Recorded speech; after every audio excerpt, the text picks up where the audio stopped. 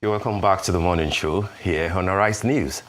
The second edition of the Lagos International Theatre Festival, which is often referred to as Africa's premier stage for live performances, celebrating theatre, took place between November 10th and the 16th. Joining us now to discuss the highlights of that event, which she organized, the current state of live theatre productions in Nigeria, and how to bridge the challenge gap, is Bolanle Austen-Peters, a lawyer, filmmaker, theatre director, producer, and cultural entrepreneur. Good morning, BAP. BAP. Good to have you join us Good morning, on the morning Steve. show today. Thank you very much for joining us. You know, Steve is very excited because this is his film. What do you mean I'm very excited? Okay, what is that a mellow word to you? Is that what should I say? Am I more excited than you? This is what we love. Okay. We love film, theatre, Absolutely. and all of that. Well done. Congratulations. Congratulations. Thank you very much. All right, talk to us about this. This was the second edition, that just happened. I remember last year. I remember that the governor, hosted the press conference to announce it, and then this year for the second edition, you got the governor dancing. Was that nonsense? Who did that thing that day? What did they call that dance? I have no idea. I have no idea. All I know is Nancy was unbelievable. She wanted to be part of the whole ceremony, so I said she'll be emceeing it. Okay. But she said no, I want to be part of the productions because I had about 4 different productions on stage for the opening night. So she infused herself, and she did brilliantly. And the governor was magnanimous enough to let people see that showing off or showcasing your talent isn't something to be ashamed of. For sure. Which is a lot of people are actually ashamed or afraid. No, that clip went viral. Oh wow! It really went viral. Yes. All right. So how did he go? There were about 20 plays, 4 on the opening night, and then 2. How many days of the festival this time around? So we had 6 days. We're hosted by different institutions, the British, the consulate, all sorts of consulates, and then also we had theatre and food at Cali's restaurant. So we just brought in different people from different facets of life. And then Friday, the opening night, which attracted over 800 diplomats. I'm sure there were about 10 or 15 different consular generals that attended. Wow. We had heads of government. We had royalty. It was interesting because you're seeing a melting pot now. Theatre has become a melting pot for people from different ages, different genres of life, different things. People doing different things, walks of life rather. So everybody's there to celebrate theatre. And that has been something that has been lacking for a long time. And for us to see that energy is unbelievable. Yeah. Yes. Wow. Go ahead. Yes, Please go on. And then on Saturday and Sunday, we had 20 plays showing at the Muson Center. A lot of people couldn't visualize it, right? So we're in one space. We had 6 theatres. And from the Shell to Ajib to La Scala to 3 theatres that we created on the lawn. Restaurant. It was beautiful. Really? The South African State Theatre director was there. And he said, Bola, I really love performing at La Scala. Wow. Because it's theatre in uncommon spaces. Wow. Unusual spaces. You have to be imaginative. And that's why we're theatre practitioners. It's beautiful to see. Now, what were your standout moments or perhaps performances that really embodied the spirit of this year's festival? What would you... I think the first one would be, the younger generation are coming in now. And there was one called The Wait, the story of 3 people who met at a bus stop. And it was just really beautiful to watch them do a musical, 3 people performing, and they were brilliant. They're in their early 20s. Seki was also phenomenal. We brought in Seki all the way from Port Harcourt. That's Port Harcourt dance. Yes, it was. Was the name of our brother who Yibo Koko. Yibo Koko. Oh my goodness! Yibo Koko. That's something you need to see. Oh my Fantastic goodness! stuff. The costuming, the performances. Nigeria is rich and blessed. I know people who are non-Nigerians that were there that said, "Please, this must come back." And then, of course, I love the South Africans. They brought their amazing players as well, and their energy. There was such a positive vibe, and of course. Let me be biased. The children's shows were completely sold out. Wow. We had 3 children's shows, and they were all filled up at the Shell Hall. And then my boyfriend calls me Ma. We had to shut the doors down after 1,000 seats. My boyfriend calls me what? Ma. Ma. Yes. I already know what it was. I know what the play is had about. to shut down. We had to put security, over 1,000 seats in the Shell Hall, and people were standing outside agitating to come in. That is what has happened to theatre in Nigeria. You're basically giving me goosebumps by these, beautiful tales about what happened at the festival. So do you believe that, Nigerian theatre at this moment is experiencing a renaissance, or do you believe that we are still struggling? No, I think that we've passed that point. Yeah? Yeah, so a couple of years ago, Steve is aware, over 20 years ago, we started this journey, myself and a couple of other people. And in the last 7-8 years, things started turning. But by the time the festival came out, I think what it does is it creates that platform where everybody can become visible. And it's that momentum, creating that ecosystem of people who believe in the same thing. Like you've seen in film, you've seen in fashion, all of a sudden the energy is all driving towards one place. International participants came in from America, people came in from South Africa, people came in from Abuja.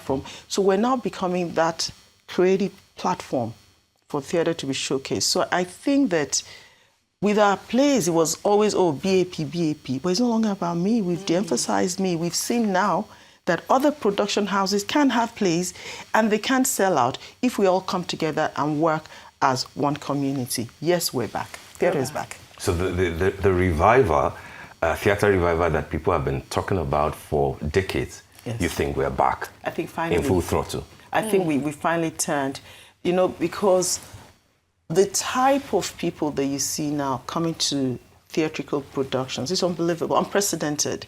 So you have young people, they're very difficult to court, you must know that. Mm-hmm. So you have people in their early 20s, they are all out there to watch a play. Mm-hmm. You have corporates, you have institutional support, corporate support now. You have government support now for theatre. You have all, the expatriates and more important, those coming back for Dirty December. Yeah. We get 10,000 people. The I Just Go Back. Yes, the I Just Got Back crowd is incredible. Yes. And we have a very dedicated team of Indians, Chinese, who are on our case. They come in droves. Once they hear there's a play, they come 20, 50. It's unbelievable what has happened to theatre in the last couple of years. What did you... Okay, I know that you want to be modest a bit, but then we can't take away what you have done from the revival that we've been witnessing, in the last decade, 15 years, possibly 20.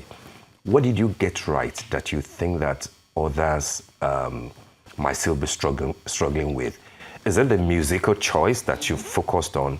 Or does it have to do with the fact that you are blessed with a very functional space, unlike others who will have to go rent and stuff like that? And then how do you manage to get all the sponsors, coming every now and then? There must be something that you are doing. Is it teachable? That's actually my point. I think that you've already nailed it. It's a multiple reasons why people have now come out. Consistency, number one. With every business, you stay in it. I never sort of deviated. I kept going. This is it. This is what we want to do. So we kept at it. That's number one. Number two is quality. A lot of people complain that, the kind of theatre they had, the people were coming on stage in rags. It wasn't well organized, not well choreographed, all those little things. And, a lot of us who consume theatre, especially when we're outside of Nigeria, we want to see things on that level. And I recollect somebody was telling me, Mr. Felicia Phillips was saying that they were discussing that we always used to think when we saw shows on Broadway or in South Africa that this would never happen in Nigeria. Whether all of them are saying now that this is taking place. And it's just it's tenacity, it's hard work, and it's that determination not to compromise. I never compromise. I say to you know what I do at times? I just bring my clothes, my jewelry, and a lot of friends also do that. I say to them, it's how I look on a normal day that I want to present on stage. And it has impacted all the other people that are coming behind us as well.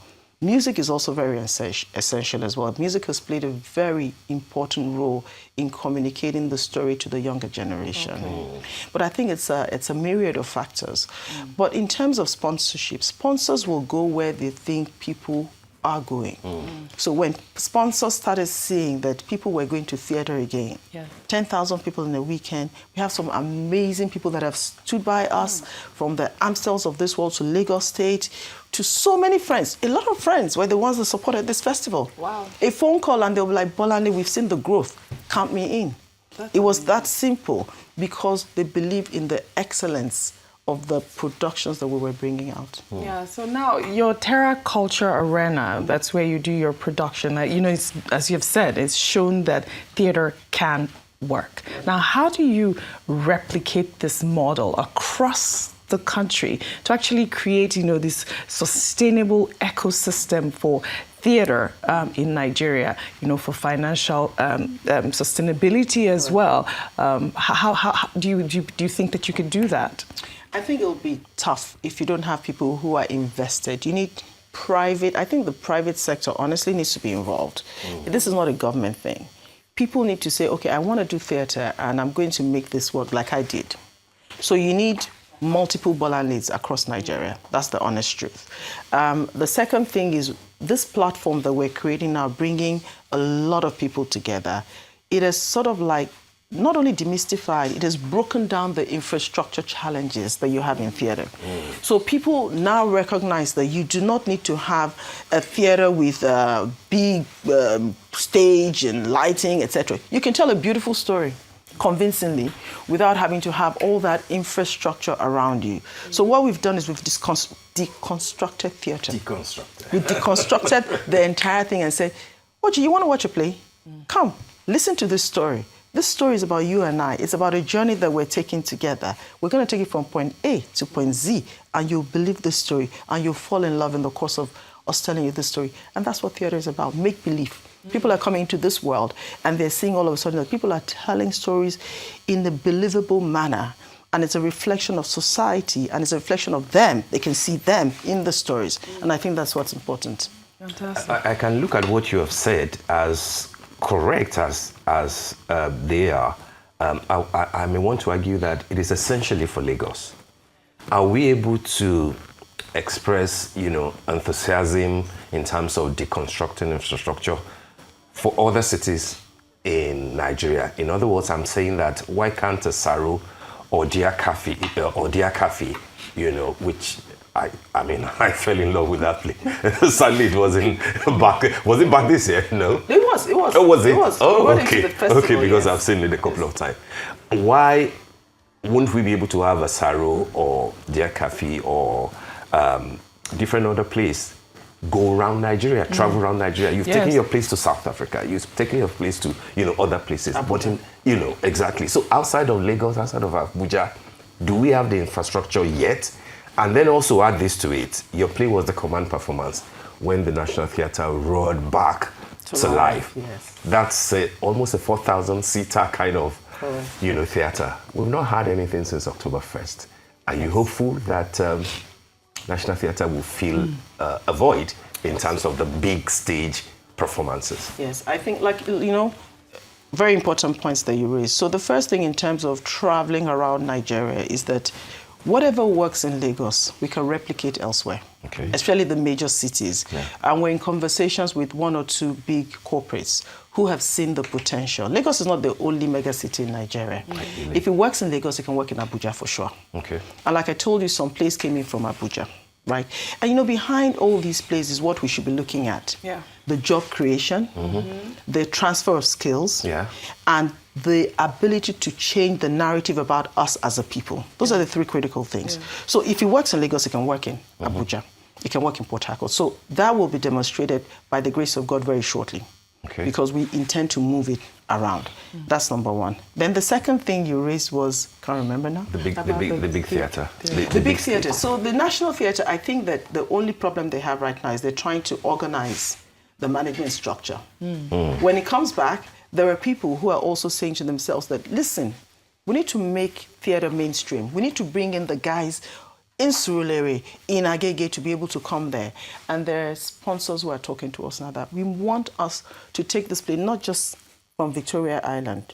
Let's move it to Igomu, so that the average Joe can enjoy these beautiful performances. So I believe that 2026, Yes. We'll see a bigger, bolder National Theatre showcasing big works. Yeah. But what's your assessment of the stage? You had a command performance there. It was a short one, about 30 minutes or thereabout, which was fantastic to an average Joe watching. But then for you, in terms of technicals, in terms of, you know, the length and breadth of the space, what was your assessment of that space? Oh yeah, it was amazing. Really? So, oh no, it was beautiful. I think the sound for me was the biggest deal. It was amazing. A lot of people talk about sound, how important it is oh my goodness, for theater and all of that. Unbelievable sound quality. I wished the stage was not static, you know. Yeah, I want an immovable stage. Yes, but it is what it is. But in terms of what they have backstage and up front, they've done a phenomenal job. Honestly, we have to give it to the Bankers Committee. Great. Okay. They spent good money and it showed. That's great to hear. Yes. I mean, also beyond, you know, these critical challenges facing theater, like, you know, the infrastructure and financial challenges, what other sort of challenges do you think could be tackled or have you faced in, you know, towards the growth of theater? I mean, when we talk about even talent and how we train talent, how has that affected? Tafta comes to mind, isn't it? How has that affected you? No, you're right. Obviously, because of the death of the space over a period of time, we needed to recreate the talent within the space. So what you find now is there's a bunch of people who are talented theater practitioners. They've grown over the last 15 years. And a lot of them you'll see in the movies now. You will not realize that they actually started from stage. Most of them actually from theatrical stage. So it has become sort of like a home for a lot of these people. But more important is over the years, we also recognize that we need to transfer these skills to the younger generation. Yeah. So the academy, Terra Academy for the Arts, started. We've trained over 52,000 young people, but it's funded by MasterCard Foundation, so it's free education. So we have offices in Ogun State, in Lagos State, and in Kaduna.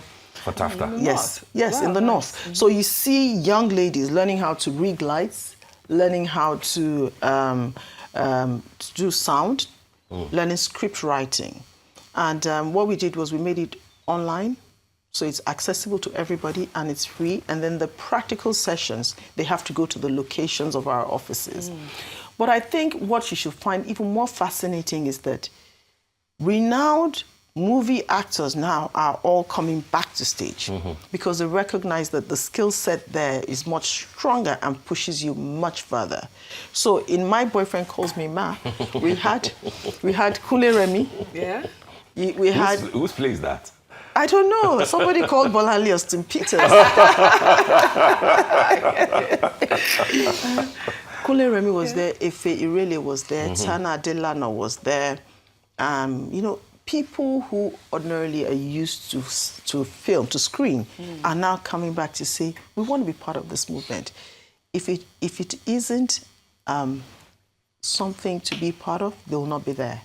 So people are now seeing the strength of theatre and they're seeing the discipline of theatre, and it's becoming even bigger and better. Would you write a play called Eugenics? Calls me sir. A what? Eugenics. Did you know what eugenics is? I don't know what eugenics is. Thank goodness. What is eugenics? I was like, what is that? Steve calls me eugenics. So is that her? That's how he calls me. Oh my God, eugenics calls me sir. Oh my goodness. No, I wouldn't.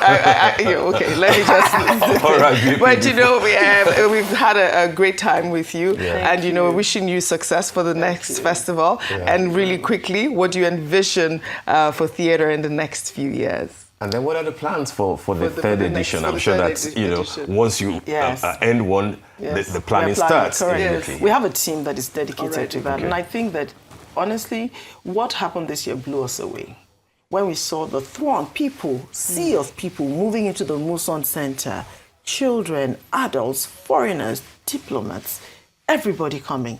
It's sort of like, you know, sometimes I get emotional, like, you know, sometimes you sow a seed, but to see it germinate and to see it grow in your lifetime, it's pretty phenomenal. So I can't see anybody stopping this moving train except God. So it's going to get bigger. Yeah. The world is going to notice us even more. And more people will come and flock to Nigeria, and theater will become part of the global mainstream culture. Fantastic. Bolanle, Austen-Peters. Always a pleasure having you. Thank Woman you. making impact. Yes, so that's right. So you too. Congratulations. Thank you. Please tweak the suggested title of the new play. Yes, Ojixi. Change it to Angel Genix calls me sir. Oh my God. On that note. Thank you, BAP. Thank you so much. All right. Thank you for All right having me. then.